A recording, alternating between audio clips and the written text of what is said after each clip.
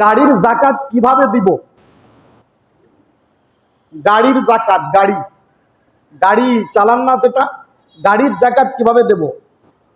যদি কোনো ভাই শুধু পরিবারের কাজের জন্য, নিজের ব্যক্তিগত কাজের জন্য গাড়ি কেনে, অফিস আদালতের জন্য যাওয়া আসা, অথবা সন্তান সন্ততি কলেজে যায়, বিভিন্ন কাজে শুধু নিজের কাজে ব্যবহার হয়, ওই গাড়ির কোনো যাকাত আসে না। খেয়াল করে শোনেন, ওই গাড়ির কোনো যাকাত আসে না। এক।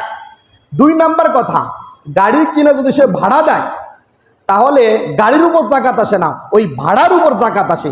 বিস্তারিত উলামাদের কাছ থেকে জেনে নেবেন।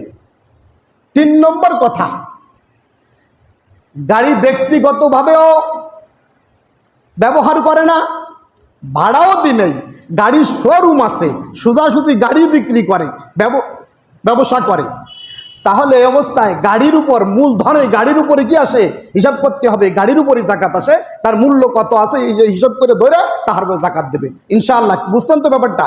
যদি গাড়ি কেনা বেচা করে, ওই গাড়ির মূল্য কত আছে পুরো গাড়ির উপরে জাকাত আসবে, ওটা ধরে ইনশাআল্লাহ জাকাত দেবে।